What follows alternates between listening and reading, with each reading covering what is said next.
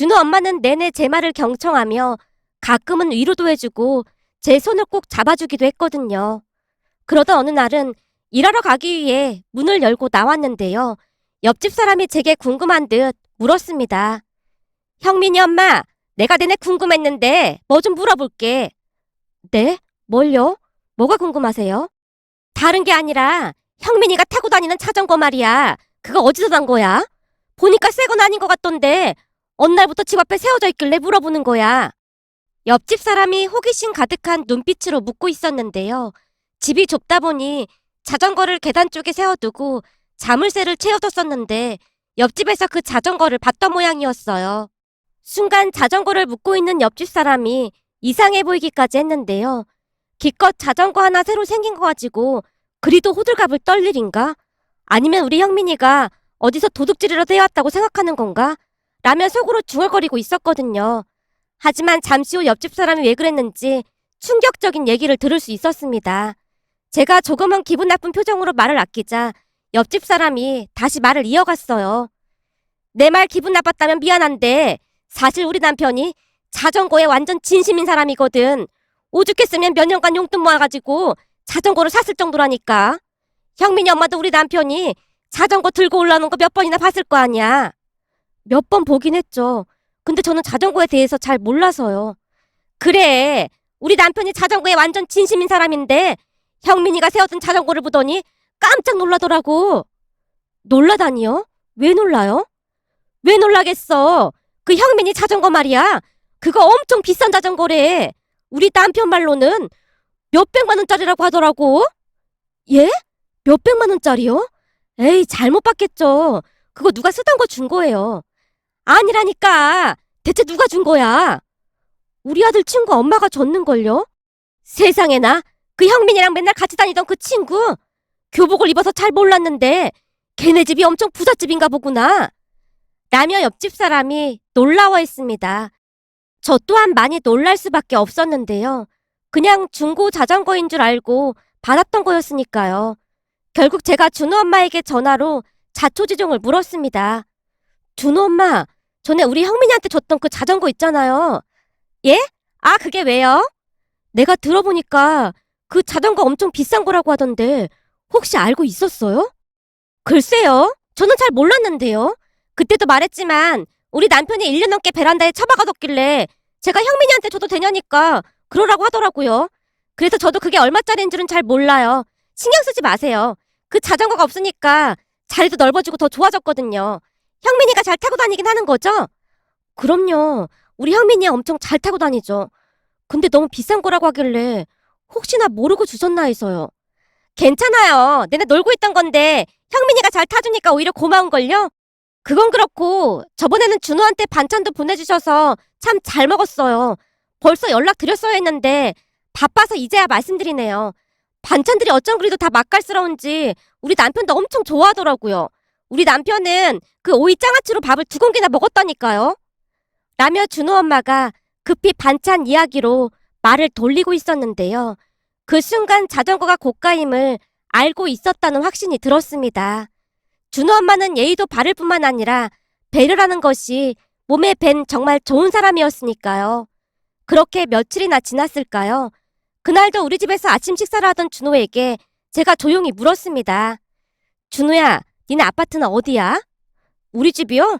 아, 땡땡 아파트요. 뭐? 땡땡 아파트? 저도 모르게 대묻고 있었는데요.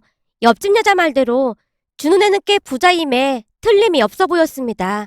그 아파트는 엄청 비싼 브랜드 아파트로 유명한 아파트였거든요. 그 아파트에 사는 엄마들의 자녀들에게 우리 같은 임대 아파트에 사는 사람들을 멀리하라고 언지를 했을 정도였으니까요. 그로 인해 우리 아들딸이 한동안 힘들어하던 기억이 다시 스치고 지나갔고 준호 엄마의 인품에 다시 한번 놀랄 수밖에 없었습니다. 몇 번이나 만나는 동안 임대 아파트에 산다고 색안경을 끼고 바라본 적이 단 한 번도 없었으니까요. 그 뒤에도 준호 엄마를 몇 번 더 만났지만 전혀 내색하지도 않았고 제게 오히려 감사하다는 말만을 했습니다.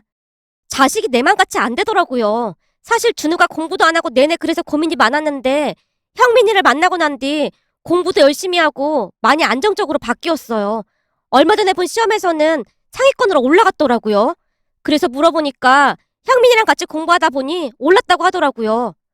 아닙니다. 제가 오히려 감사하죠. 형민이한테 듣기로는 준호랑 같이 인강을 듣는다고 하던데 그 인강이 꽤 비싼 인강이라고 들었습니다. 책도 따로 사주셨다고 들었고요. 제가 미안한 듯 감사한 마음을 전했는데요. 우리 준호 성적이 엄청 올랐는데 제가 오히려 감사하죠. 그리고 우리 준호가 다 알아보고 결제한 거라 전 잘 알지도 못하는걸요. 둘이 알아서 하는데 우린 그냥 상관하지 말자고요. 준호 엄마가 활짝 웃고 있었는데요. 마음 씀씀이에 얼마나 큰 감동을 받았는지 모르겠습니다. 그렇게 시간이 지나 형민이와 준호가 대학 시험을 받고 둘 다 같은 대학 약대에 합격을 했습니다. 그 말에 준호 엄마가 기뻐서 펄쩍펄쩍 뛰었습니다. 세상에, 우리 준호가 대학도 못 갈 줄 알았는데 서울에 있는 대학, 그것도 약대라니요. 기적이에요, 기적. 준호가 열심히 해서 가능했던 거죠. 아닙니다. 형민이가 없었다면 절대 불가능했겠죠. 그래서 말인데 둘 다 서울에서 생활해야 하는데 형민이는 어떻게 할 생각이세요? 글쎄요. 등록금도 그렇고 참 고민이 이만저만이 아니네요. 우리 형민이는 바로 아르바이트도 시작했거든요. 저기 그래서 말인데요. 어차피 준호도 자취를 해야 하니까 둘이 같이 한 집에 머물게 하면 어떨까 싶어서요. 서로 모르는 사이도 아니고 괜찮을 것 같아서요. 그럼 저희가 조금이라도 월세를 좀 보태도록 할게요. 제가 미안한 듯 말을 꺼냈는데요. 그리고 이런 말을 어떻게 꺼내야 할지 고민을 좀 했는데요. 그 형민이 등록금을 우리가 좀 보태주면 어떨까 싶거든요. 네? 형민이 등록금을요? 제가 듣자 하니까 벌써부터 아르바이트를 2개씩이나 한다고 하더라고요. 혹시나 오해할까 싶어서 고민하다가 말씀드리는 거예요. 준호 엄마가 눈치까지 보며 힘겹게 말을 꺼냈습니다. 그 말에 제가 긴 한숨을 내쉬다가 대꾸를 했습니다. 남편 사망 보험금만 잘 관리했어도 이런 걱정은 없었을 텐데 이건 도무지 줄 생각도 없어 보이네요. 그렇다고 소송을 하자니 돈도 많이 들어간다고 하고 엄청 복잡하다고 해서요. 평소 준호 엄마가 잘 들어줬기에 그날도 혼자 소리처럼 푸념을 했는데요. 준호 엄마가 눈을 커다랗게 뜨고 물었습니다. 아니 그게 무슨 말이에요? 소송이라니요? 그게 사실은 라며 제가 그동안 있었던 일에 대해 자세히 설명을 했는데요. 한참 동안 듣고 있던 준호 엄마가 기가 막히다는 표정으로 입을 열었습니다. 그게 정말이에요? 그러니까 형민이 큰아빠 부부가 사망보험금이랑을 전부 빌려갔다가 안 주고 있단 말인 거예요?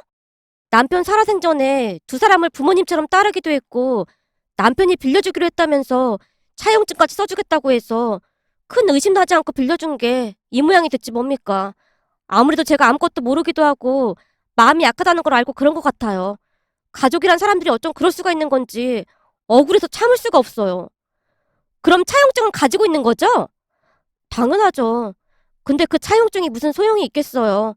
변호사를 고용하려면 돈도 많이 들어가기도 하고 거기다 형민이한테는 큰엄마 큰아빠인데 고소까지 하려니까 영 마음이 안 좋더라고요.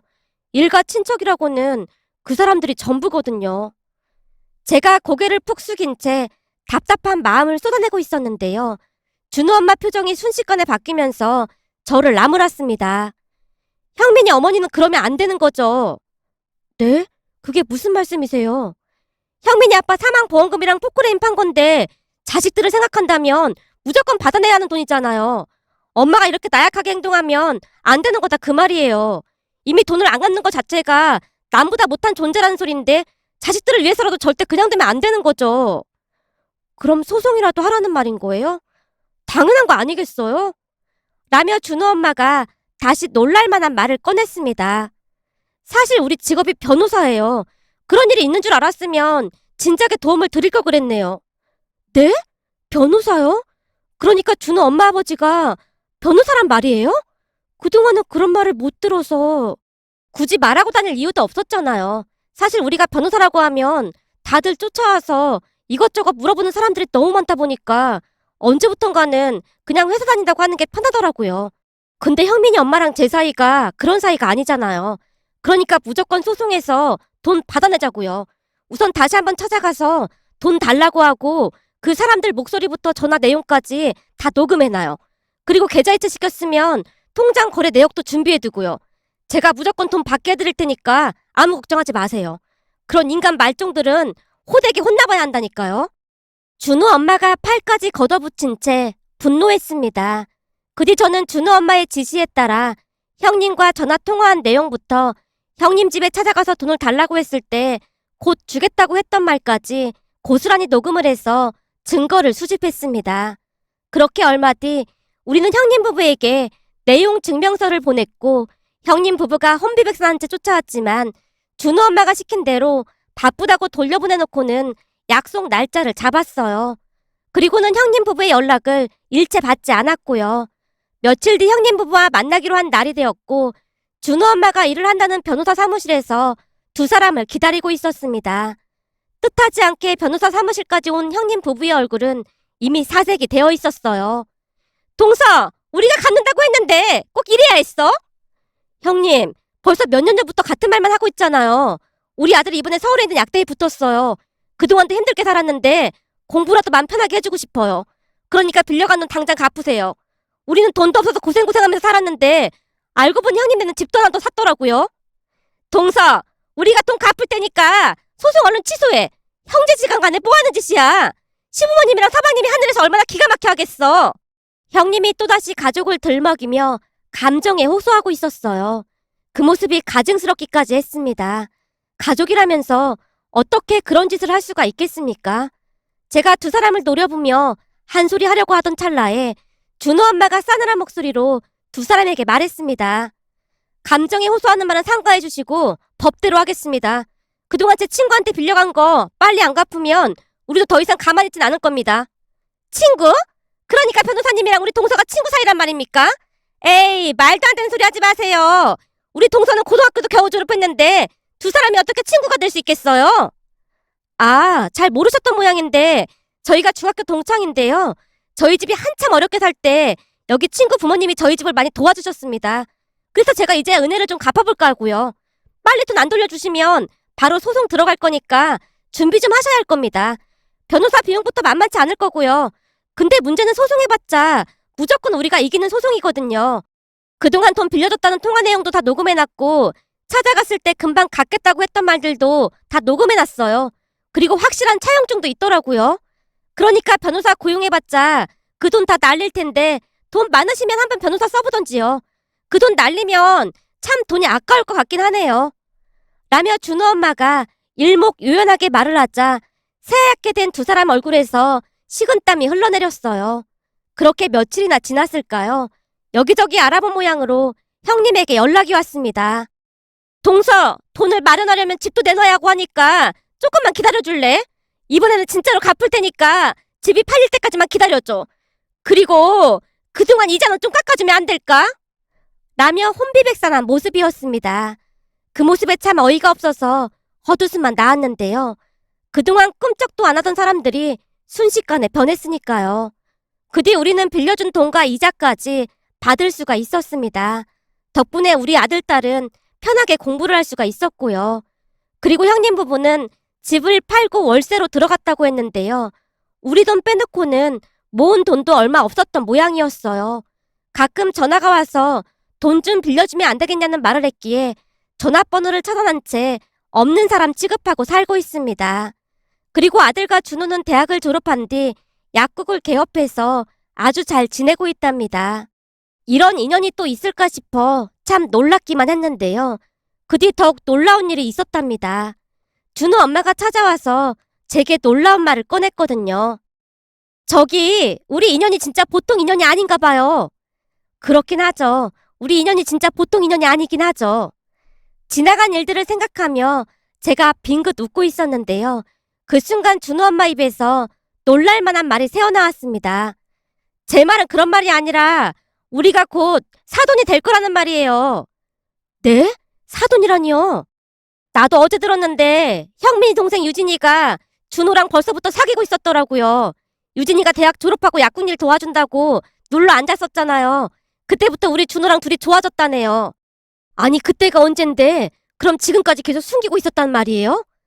그렇다네요. 더 웃긴 건 형민이도 모르고 있다가 몇 달 전에 알았다네요. 라며 준호 엄마가 큰 소리로 웃고 있다가는 다시 말을 이어갔습니다. 우리는 유진이라면 대찬성인데 유진이 엄마는 어때요? 그러니까 우리 준우가 사익감을 얻었냐고요. 준우라고 하면 저야말로 그냥 다 찬성이죠. 세상에 준우 같은 사람이 어딨다고요. 그럼 최대한 빨리 결혼시키죠. 아무리 생각해봐도 우리 인연이 보통 인연이 아닌가 봅니다. 우리 앞으로도 좋은 사돈으로 잘 지내봐요. 준우 엄마의 말에 눈시울이 붉어질 수밖에 없었는데요. 그 상황에서도 우리를 배려하는 모습이었으니까요. 그렇게 결혼식을 준비하는 내내 사돈 두 분이 어찌나 배려를 해줬는지 모르겠습니다. 현재는 온 가족이 가까운 거리에 살면서 오며 가며 자주 얼굴 보면서 살고 있는데요. 이제야 진짜 가족이 생긴 것만 같아서 하루하루가 참 행복하답니다. 며칠 전 딸의 임신 소식에 가족 모두가 손까지 맞잡고 기쁨을 만끽하다가 예전 일들이 떠올라 이렇게 글 남겨봅니다. 앞으로도 우리 가족에게 행복한 일들만 가득했으면 좋겠습니다.